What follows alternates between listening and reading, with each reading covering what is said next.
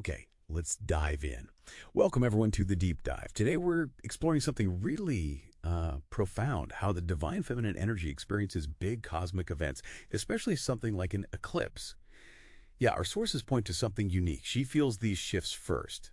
And not, intellectually. It's described as being felt deep in her body and in her heart, like she's just inherently tuned to frequencies most people never notice. It's almost presented as a kind of built-in energetic sensitivity. Right. And what's really striking in the material is the contrast they set up. Now, when they talk masculine and feminine, we're talking energetic principles here, not rigid gender roles, obviously.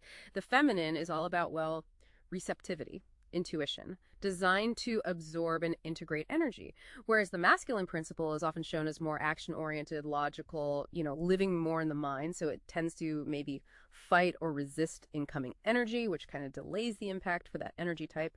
But the feminine, her core design is receptivity. She doesn't really chase energy. She takes it in. So the sources say she cannot hide from what's coming energetically.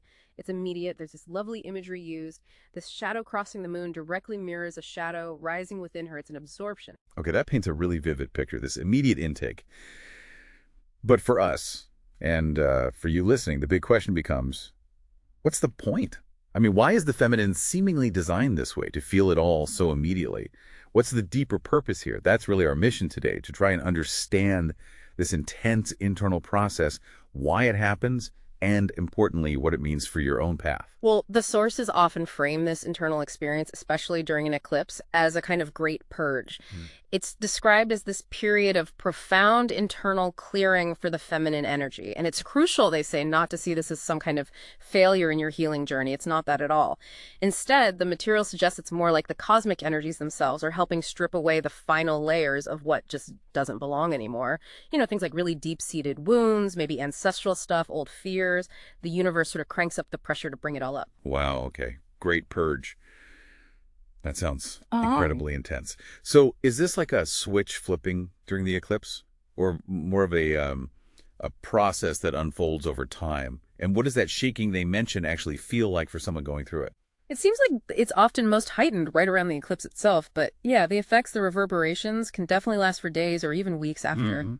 As for the feeling, the shaking is described in various ways. Maybe a strange ache in the body, a real spiritual heaviness. Emotional turbulence, definitely. Even really vivid, unsettling dreams sometimes that feel like your foundations are being rattled. But here's the key thing. The source is stress. The purpose isn't to break you. It's actually to prepare you.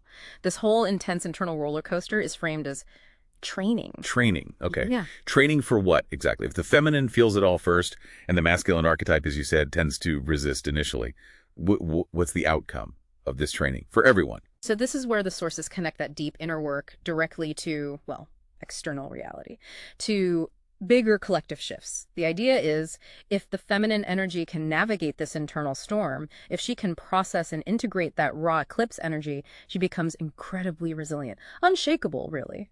And this becomes vital because, as the material suggests, when things start to shift externally, when maybe illusions collapse in the outer world, could be societal shifts, personal stuff, whatever shakes the masculine structured reality, her inner stability acts as a crucial counterbalance. It prevents a total collective free fall, essentially.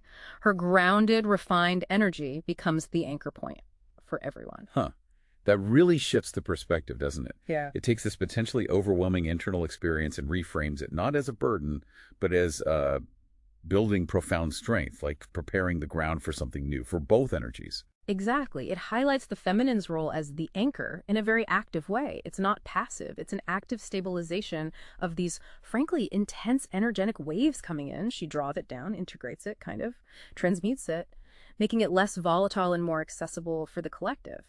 And this whole process, the sources argue, is what prepares the way for both feminine and masculine energies to move into a new reality, a more aligned one built on something more authentic, more sustainable. So let's bring this together then. We've looked at this really unique internal processing of the feminine during an eclipse. We've explored the Great Purge, not as failure, but as this powerful shedding, this deep healing, this energetic reset. And we've seen how this intensity is framed as training, forging an inner resilience that ultimately benefits the whole. And that resilience, that ability to feel, process, and anchor the shift is fundamental. It truly prepares the way for everyone to navigate big changes, moving towards hopefully a more integrated existence. It really paints a picture of incredible purpose within that intensity. So we'll leave you with this final thought to ponder, pulled right from the source material. When you feel those deep internal shifts, those powerful eclipse energies stirring within, the question is, will you collapse into fear or will you ride the eclipse? A really compelling choice. And hopefully after our dive today, when you feel a little more equipped to navigate for yourself.